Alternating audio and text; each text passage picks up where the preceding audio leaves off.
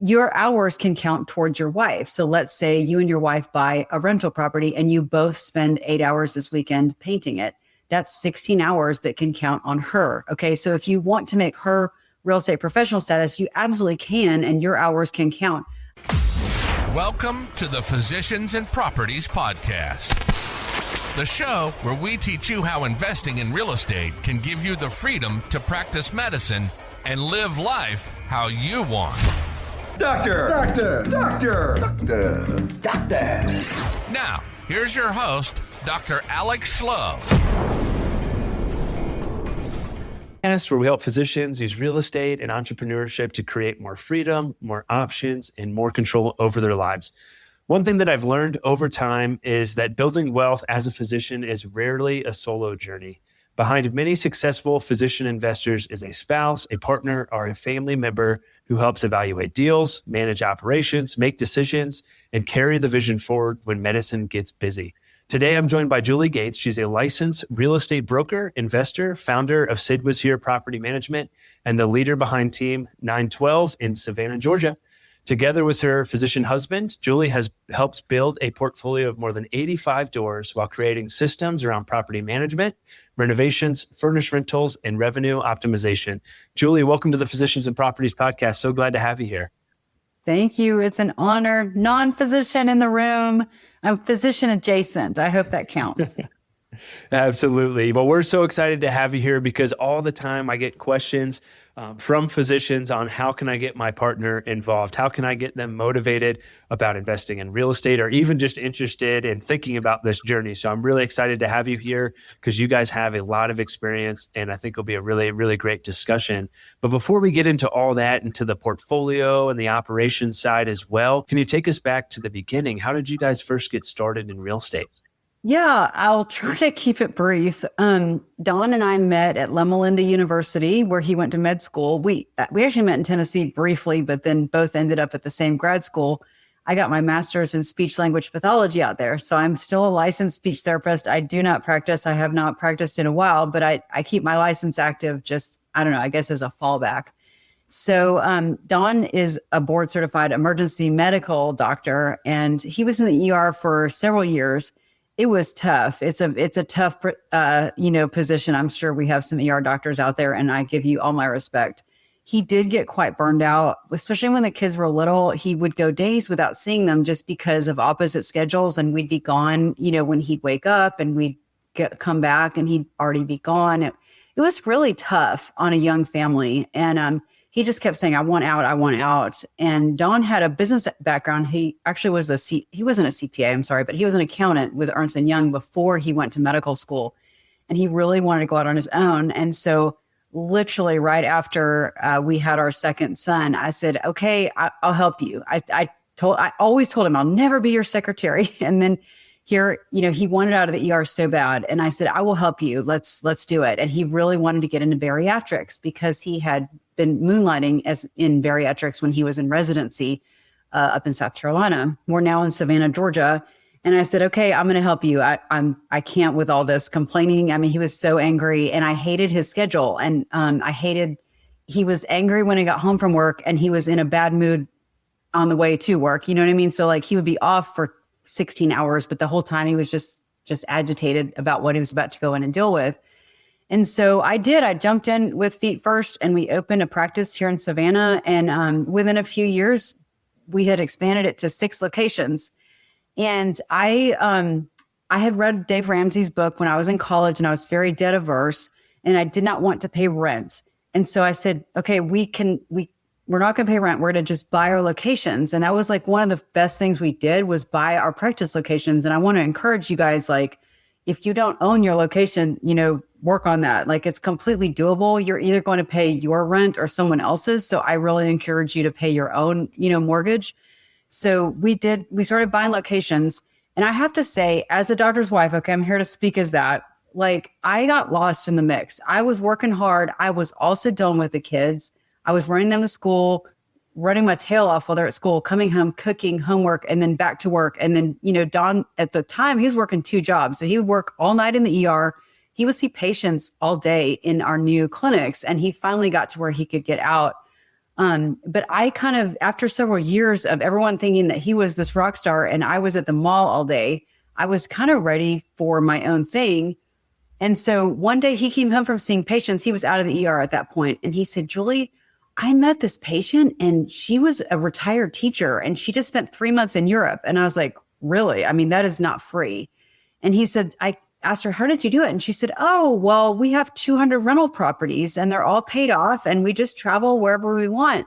And he goes, Julie, that's the answer. If we can get 200 properties, we can retire. And for some reason, it was like an ultimate truth to me. Like, again, we had been kind of buying commercial real estate every couple of years. And I said, okay, like I was kind of ready. Like I was kind of ready to move out of my office manager position at that point. And I just kind of jumped in feet first. And now I love it. That is awesome.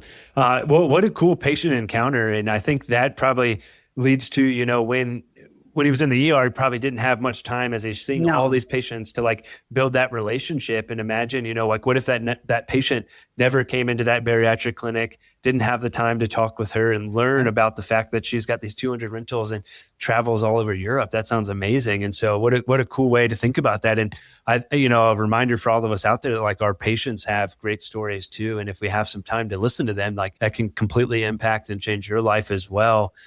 Julie, you mentioned the kind of secretary statement, right? And like the difficulties that your husband was having and kind of finding your own identity in that, like, hey, how can I build something as well alongside your husband and with the mutual goal of how can we become more financially free or less dependent on medicine? What were some things initially that you kind of struggled with from maybe an identity perspective, as you mentioned, or anything that was difficult for you as a spouse to like flip that mindset to like, let's go build this together, and I'm fired up about it? Well, I'm going to take you way back, actually. I'm actually the granddaughter of a physician. My grandfather was a family practitioner, but he did, he was delivering babies. I'm sure he did several minor surgeries, things like that. And I remember as a child how poorly his practice was managed. And he was a physician back in the heyday of medicine when they actually got paid really well. And at some point, my grandparents found out that the office manager hadn't billed Medicare for like 7 years. I mean, it was just unbelievable, the wasted money. And I remember that really bothering me as a child, although I wasn't, old enough to do anything. I was like in high school at that point when that happened. So that's really was for me personally, that was a big motivator to get involved in Dawn's practice, because I had always watched that with my grandparents and I knew how much wealth had been wasted. And that really bothered me. So I have to say I was very motivated in that no one cares about your money like you do, and your wife. Like, it's her money too. And I can't emphasize that enough. Like, if the wife is ignoring the money and the husband doesn't have time to deal with it, it's going to go somewhere and it's probably not going to go in your pocket. So that was part of my original motivation. But like you said, back to once we were rolling and we had this large practice and Dawn was doing really well, everyone, I was like this fly on the wall that no one really thought about, even though I was really doing a lot in the background. And my husband was great. He knew how much I was doing. But, at one point in real estate, I put together the biggest deal of my career at that point. And I had spent months on it with this banker, lined everything up. And he had to come to Dawn's office to get the paperwork signed. And because, he's so busy, and he's like, oh, I'll just come down. And so Dawn walks in with his pen. Okay. That's the amount of work he had done on this deal. And he sat down and asked Dawn, how do I invest in real estate? How are you doing it?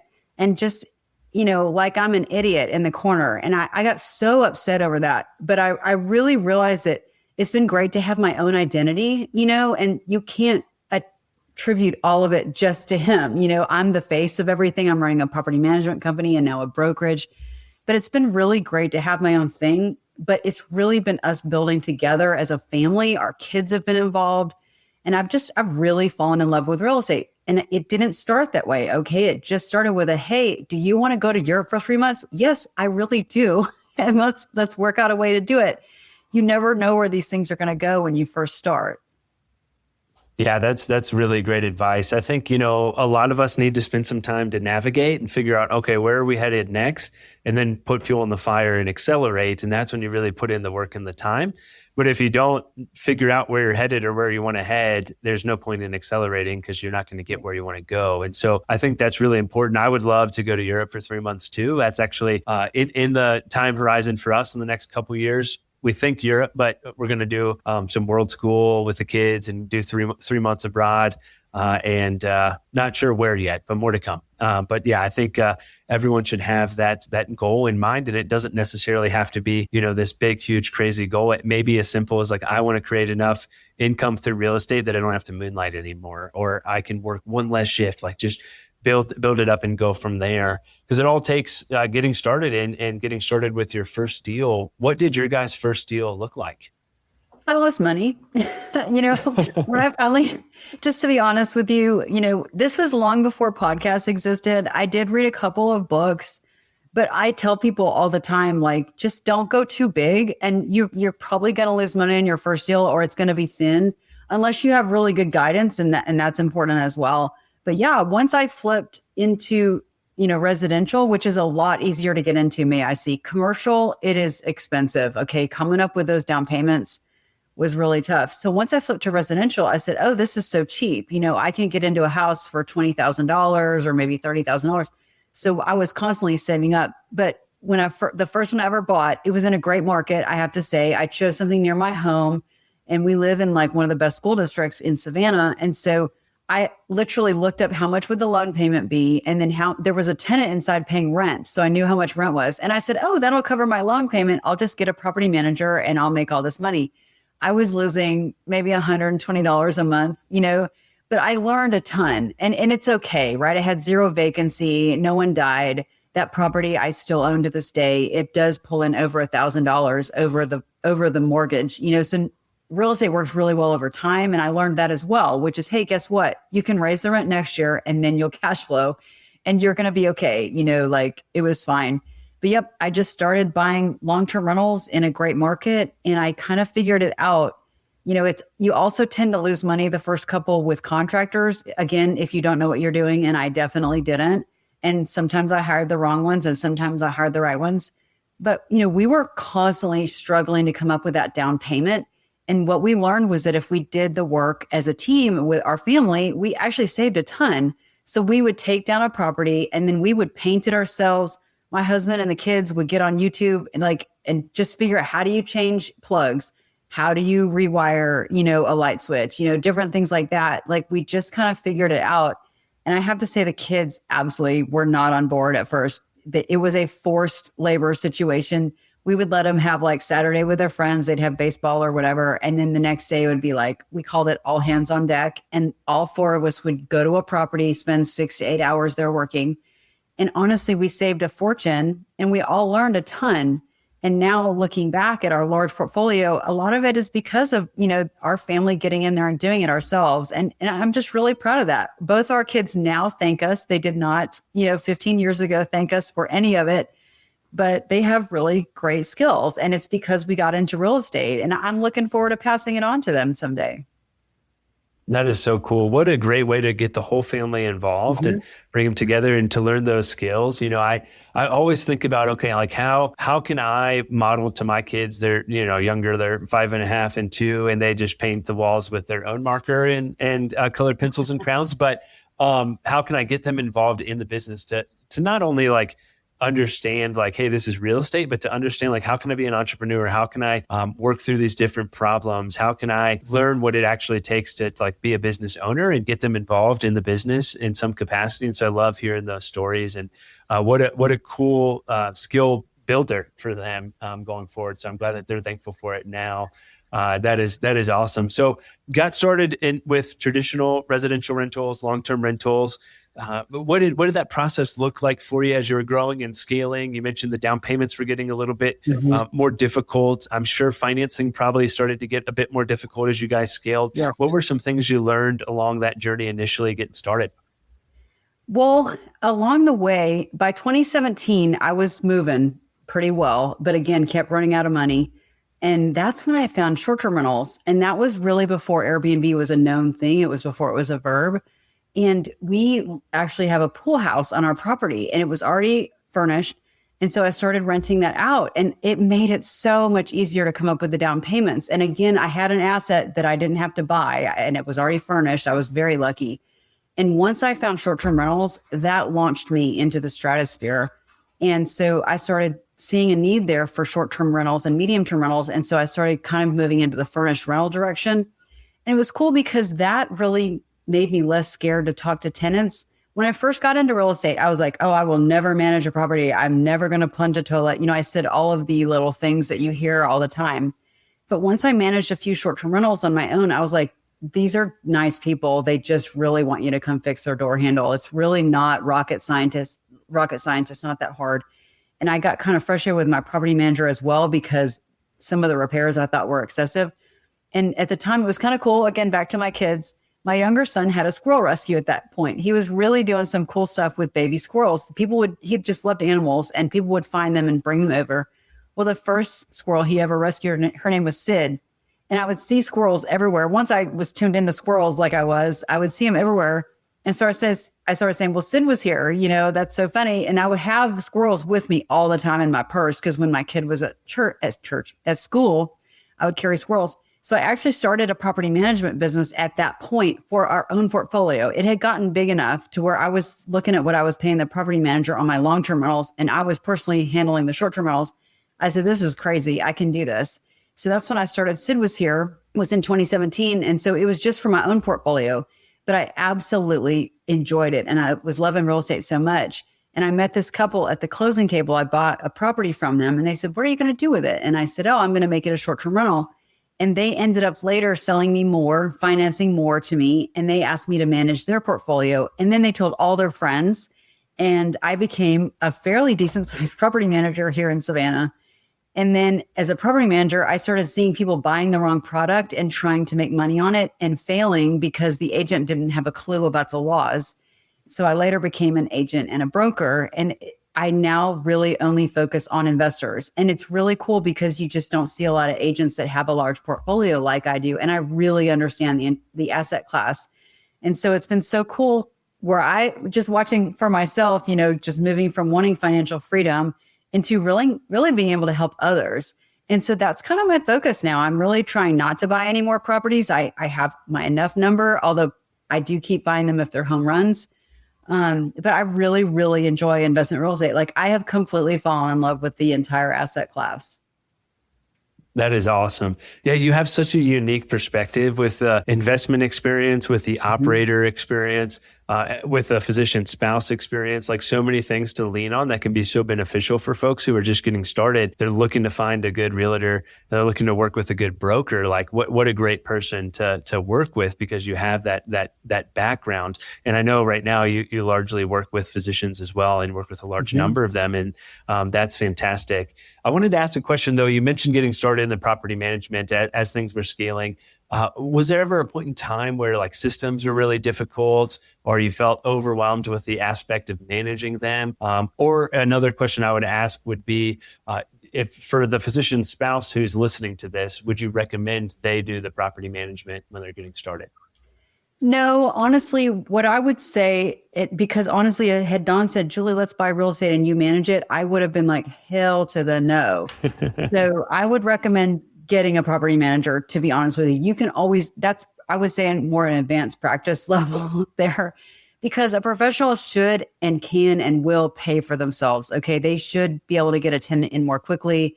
They should have a lot of efficiencies of scale. And also the technology is expensive to manage. So I'm never going to tell you I did it the right way. I tend to do things the hard way and then kind of automate myself out of that. And I did that. Speaking of systems, I have been through so many different types of software. It's unbelievable. But now with AI, it's just getting better and better. So I would say if your wife or spouse has never done anything with real estate, I would definitely not encourage them to manage. I would say, look, we're going to find you a really great property manager. If you can just help me buy it and take it down and then you pass it off to someone qualified, like that's totally fine. That's how I started. And that was my comfort level, was the deal acquisition. And then I wanted to pass it off. And then later I was able to step back in and manage.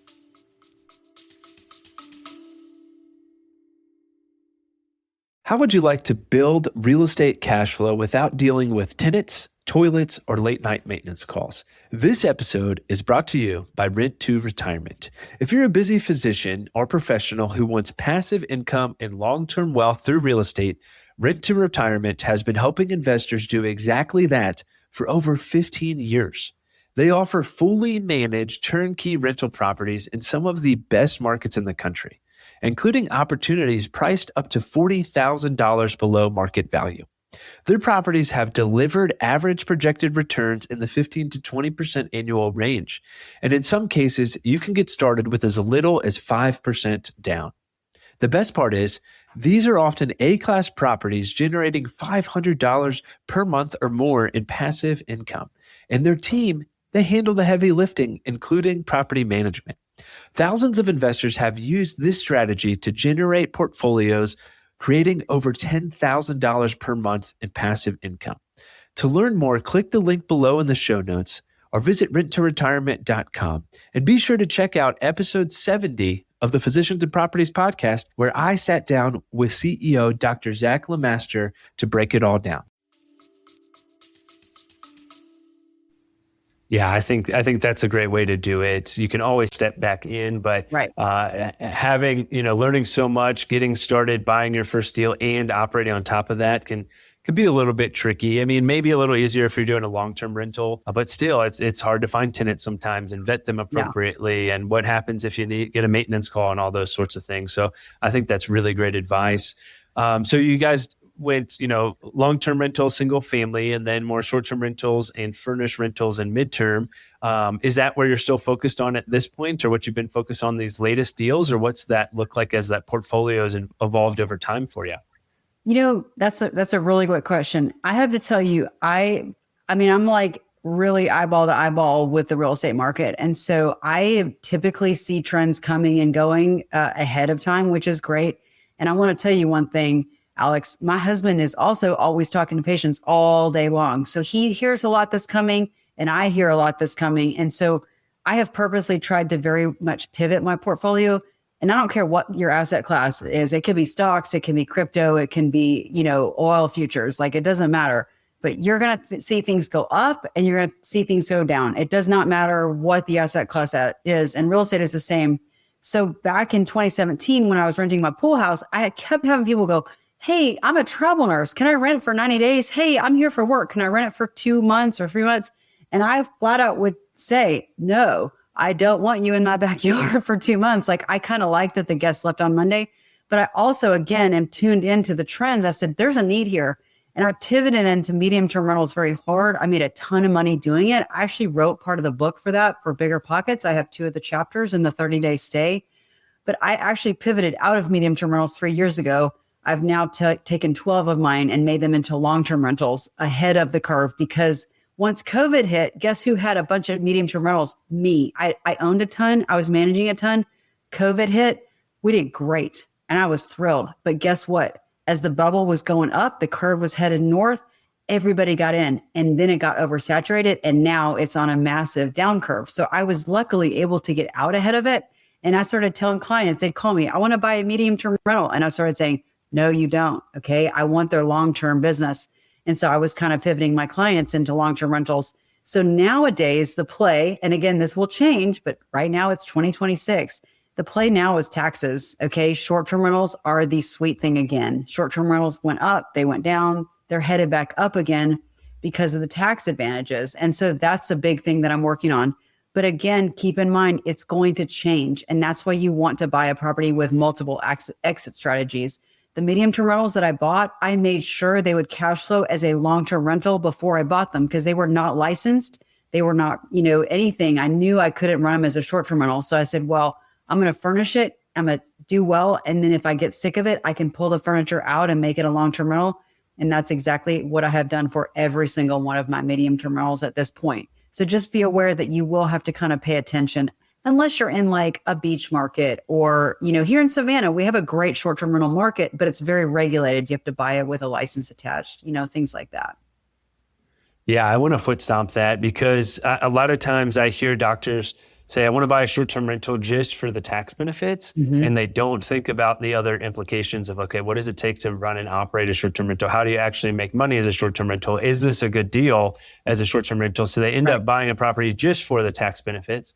And they don't understand, hey, some of those tax benefits will be recaptured when you sell unless you do a 1031 exchange. And they buy a fundamentally poor deal just because they want the tax benefits. So let's talk about that a little bit more because taxes are certainly something that physicians need to really pay attention to if they're not already, because so much of our money gets eaten up in taxes. What are some tax benefits that you've learned about in real estate that's been really beneficial for you? Well, first and foremost, the depreciation is fantastic. Like the more rentals you have, the more depreciation you have, and that is going to save on taxes. And I know everyone's talked about this a million times, but you work, 3 to 4 months a year just for the government. Well, if you can take that money that you're going to pay the government and put that into a cash flowing piece of real estate, I mean, why wouldn't you do that? Your guest or tenant is going to pay off the rest of the mortgage for you. Okay. You cannot beat that concept. If you want to buy $1 million worth of Google stock, you have to come up with $1 million. You do. Mm-hmm. But if you want to buy $1 million property, you can arguably only come up with 10% of that, which is probably what you would pay in taxes in 1 year, right? And so you just shift that money over here. Now you have a property that you and your family can enjoy. It's going to grow in value over time. It's going to put cash in your pocket every month, hopefully. And it's also going to provide you great tax advantages. So when you really understand what a great asset class it is, there's just so many great, things. And it was interesting. I do a lot with finance. I really love finance. And I was at a crypto conference in January with a friend of mine who's really into crypto. And I went just to be supportive. And I kept saying, don't talk to me about crypto. I'm really not that versed in it. I understand the concept, but I was saying, don't talk to me. I'm not in crypto. I'm in real estate. Every guy down there, including the guy leading it, was like, wait, what? I have a portfolio. I had several of them pull out their spreadsheets and they wanted me to look at them. And so what you realize is that real estate really is the best wealth builder. And most people that have wealth have a good bit of real estate, but maybe they're only talking about their stocks or their bonds or their crypto. But when you really talk to them about what they actually have in their portfolio, a lot of it is anchored on real estate. That is not on accident. These people are very intelligent, and literally anyone can get into investment real estate. Okay. It's really not even that complicated. It's really 7th grade math. Yeah. It's way less complicated than becoming a doctor and going to residency and practicing medicine. Yeah, you're exactly right. There's so many benefits to it. Taxes being one of them. That is massive. Do you mind talking a little bit more about like real estate professional status, what that looks like? Who does that make sense for folks who are thinking about their tax burden that they're going to try and take down? Or who does it make more sense maybe to go down the short-term rental route and the short-term rental loophole? Great question. Again, we're talking physician spouses here. So as a physician, you're very unlikely to qualify for reps, for real estate professional status, because you would have to spend more time doing real estate than medicine. And that's not true for most doctors, at least for my husband. That is absolutely not true. But if you can get your wife to, your hours can count towards your wife. So let's say you and your wife buy a rental property and you both spend 8 hours this weekend painting it. That's 16 hours that can count on her. Okay. So if you want to make her real estate professional status, you absolutely can, and your hours can count. I don't know about the kids. I don't think kids' hours count. But anyway, that's one option. Although there are many times I've talked to docs and their wife just is not interested enough. They don't want to do, I don't want to do 750 hours. That's okay, because the big, beautiful bill has really stepped in from 2025. And that's where short-term rentals, commercial real estate, I'm blanking on warehousing, industrial. I'm sorry. I'm trying to think of industrial and short-term rentals step in, because you can use other asset classes and do the rapid depreciation, and you can get the same, outcome in that you get a massive tax deduction, and your wife actually doesn't have to have rep status if you buy the right asset class and then do a cost segregation study on it. I have clients, they will buy one every single year. Their tax money becomes the down payment. We manage it. The tenant pays it off for them, and they just buy a different one every year with their tax money. And they're growing a portfolio, and every year they're getting more and more pay down. And, they're really building a way out. It's just really exciting to watch. And at Sid was here, because I'm so dialed in on this, we're able to help them. You're able to manage a property manager with your, the big, beautiful bill. So, a great instance of that is if I had a pharmacist recently, he bought one through me. He and his wife came down. They actually helped us. That's not typical, but they spent 3 or 4 days helping us get it put back together. they are managing it themselves. They qualify, but in the background, they're also managing us. We're managing the cleaning team, some of the other things that come up with short-term rentals. Like we work with them to qualify for this tax credit. And it's just really exciting to see. Yeah, absolutely. Well, let's talk a little bit more about the pharmacist and his wife. What did that deal look like for them? Any numbers that you're able to share in regards to that? Yeah, absolutely. One thing I love is that, I shouldn't say I love it, but like, as I said, short-term rentals went up after COVID. They really peaked. And then now they're on the way down for sure because we got oversaturated. This is nationwide. I am not talking Savannah. I'm talking nationwide. The asset class went up. Now it's coming down. But the great thing about it is that it's created a huge buying opportunity. I just bought 2 more short-term rentals and I wasn't even planning to, but it was such a stupid good deal. And the guy was going to finance it to me. It's basically a free property because the guests are paying it off for me. Like I'm not even paying the bill, and this is the same concept for this pharmacist. He and his wife, they live in New York State, very high taxes. They have high state taxes. They have high everything, really, quite frankly. And so they wanted a short-term rental in Savannah because they like to come here themselves. Okay. Now, if you buy a short-term rental over 2 hours from your home, it can count as a second home. Banks love second homes. They see them as more valuable to you than an investment property, which I disagree. I would keep an investment property before I would keep a second home. But of course, I don't have a second home. So they wanted to come to Savannah. And again, you can do a 10% down loan if you're buying a second home, if it's over 2 hours away. And that's what they did. But because things have kind of popped here in Savannah and elsewhere, there's so many people that just went out. Okay, they're tired. They bought at the top. They're now selling at the bottom. It happens all the time. And I'm sure you've talked about this on your show. And again, it doesn't matter what asset class, but the rich often feed off of the people of the poor who get in trouble. They just went out, they'll sell for anything. There are opportunities, okay? And you are actually helping them out when you take these properties off of their hands. And so here in Savannah, we know as a property manager, I've been here forever. We know what amenities book and what amenities do not. We know where the best locations are. And that's where the advantage is working with an agent that's also a property manager. I'm going, hey, this is what people want. If you can put it in front of them, they'll rent it, and they'll rent it at a higher dollar amount than the other places. So this house, I took this pharmacist and his wife in. It was so funny. They walked in and they were like, yeah. And they literally tried to walk back out. And I was like, no, hang on. And I mean, you're talking ugly, horrible grandma's attic decor. I wouldn't have stayed there either. Okay. And last year, this home, it's a 4-bedroom home in Savannah with parking, which is impossible to find in the historic district. These homes were built before cars. Okay. And so it had parking, which is a huge amenity, and it had room for other amenities because it had a yard, which is also unheard of. I said, wait, come back. The decor is temporary. Okay. The cheapest thing you can change on a house is the decor. It did not need a rehab. It was just really ugly as far as decor. And I said, just go with me on this. And they still left. They said no. And then we looked at a bunch of other properties. So the pharmacist, I finally got him to lowball him, and he did. And we just kept back and forth. And finally, like, I'm going to say late November, he was like, I have to buy something. I don't want to pay taxes.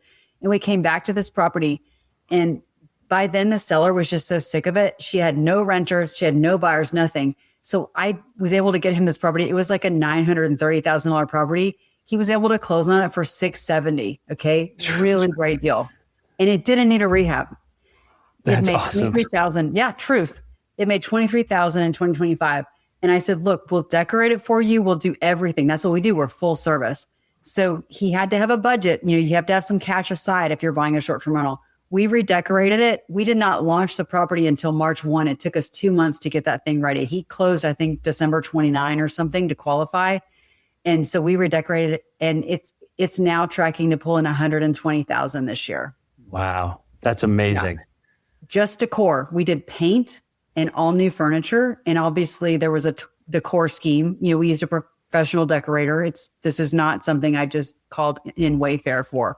But that is what purposeful management is all about, is like, as an investor, I want you to make money. I want this guy to buy another one. That's how I get paid. We want him to be successful. The last thing in the world I want is for him to be unsuccessful. If he keeps buying every year and lets me manage them, I win too, right? So we're on the same exact team, but it really does work. And he's going to come down later in August, I think, and enjoy the home with his kids. and go back, which you're allowed to do for 2 weeks a year. And it's just been really exciting. I have so many clients like that. They've really been, able to buy cash flowing real estate and also get the tax advantages. Wow, that's amazing. Yeah, next time I'll buy that. So feel free to reach out. And I have a list of them right now. There you go. Yeah, that is awesome. Well, I wanted to hit, if you don't mind, talking a little bit about markets and what that looks like, especially for out-of-state investors. Say, we'll just use Savannah for example. Obviously, you know that really well. But what demand drivers do you think make Savannah an attractive market, or what should folks be looking for when they're looking to invest specifically out of state? Okay, start with the asset class. Okay, so let's talk about industrial, for example. I'm gonna keep throwing Savannah out there, but we do a lot of industrial here, and that's also in the big beautiful bill. So let's say you want to do a warehouse, or I'm obsessed with cold storage. I really want to own cold storage. Well, am I going to get that in Macon, Georgia? No, that's inland. So Savannah has a giant port. It just depends on what you're wanting. If you want to do a short-term rental, you want to look for a market where they're not oversaturated, but do they have a strong tourist drive? Nashville's a great one. Okay. Is Nashville going to have no tourists next year?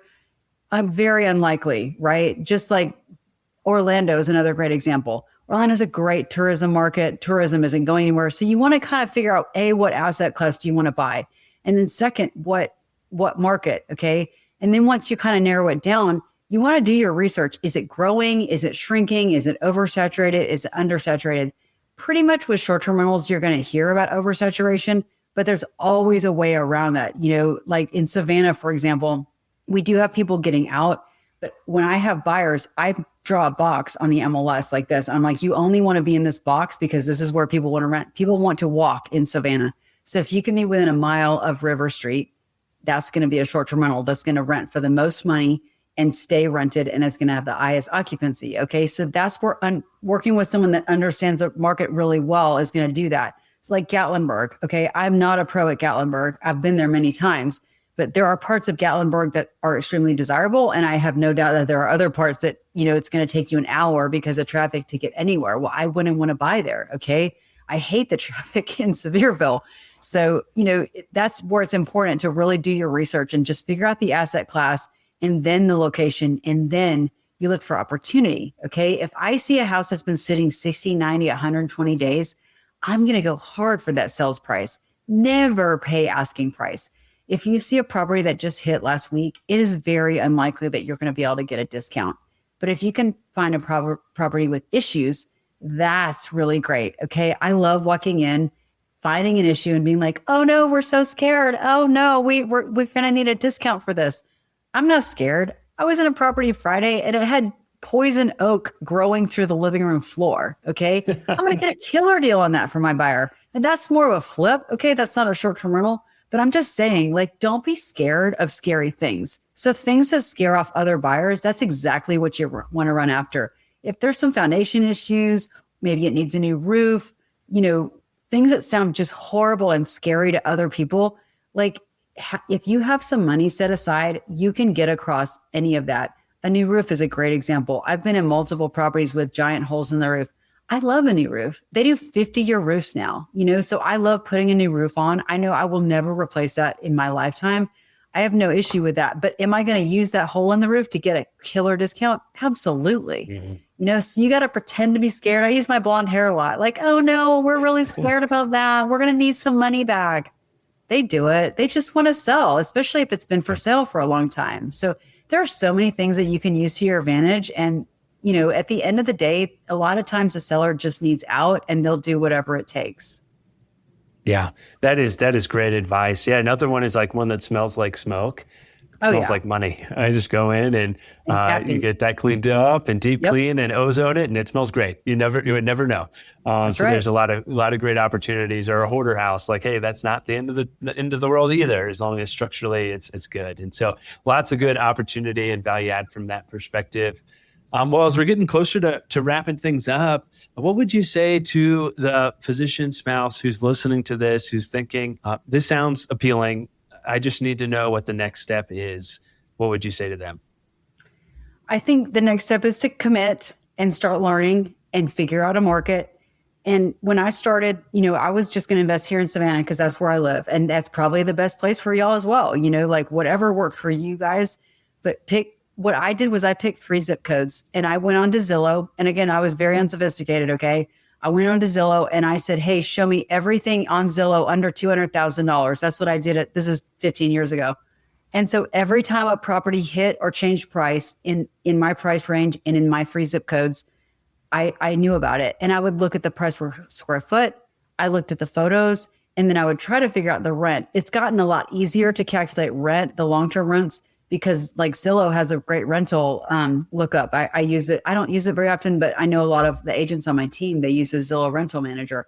So it's actually gotten so much easier to have data. You could actually even use AI. You could go into ChatGPT and say, hey, what rent would I get for this house on Whistler Avenue or whatever?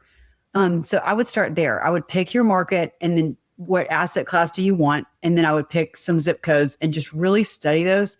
The more educated you get, the more confident you're going to have. Okay. And real estate it's really interesting.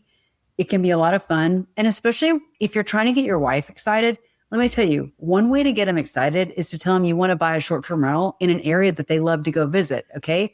We love this stuff. I'm a chick. I can't help it. I love to go on vacation. I love to decorate. I love to have fun. That will right there will get them excited. Maybe you guys like to go to Niagara Falls. Okay. Get excited. Like, let's buy a place near Niagara Falls. We'll decorate it. You can help me manage it. We'll get a property manager, but you can manage them, whatever. Like, that's a great way to get your spouse involved, is to say, hey, what's something that you're interested in that will also build us wealth? And I guarantee you it will work if you can get them to get on board. Yeah, that's great advice. That's kind of what I did too. We had some short-term rentals, and my wife is an incredible designer. She's a photographer. Yeah. She loves like the design aspect. And so, yeah, she loved the opportunity to be able to take these ugly properties and design them, or take this space and figure out how to make it awesome for a short-term rental. And I love it. We were just talking about the other day how we kind of miss that working together, like the assisted living side of our business. She's grateful that we're helping provide great care for seniors, but other than that, she doesn't care, but she does miss the, working together. I remember we put Jack, our oldest now, he was in one of those like little bumbo chairs when he was 6 months old, fat little chubby thighs, watching us paint cabinets at one of the short-term rentals. I'm like, man, at the time you're like, this kind of sucks. And you look back on it, you're like, I would gladly go back and be painting cabinets with 6-month-old Jack and my wife. Ended up being a really fun time. And so being able to build together, to grow together, to support each other is massive. And then it ultimately leads to potentially taking that 3 months in Europe, or taking a step back. And so I wanted to ask before we wrap things up, what's the end goal look like for you guys, or what's next for you guys in terms of potentially transitioning out of medicine or decreasing medicine, or what does that look like?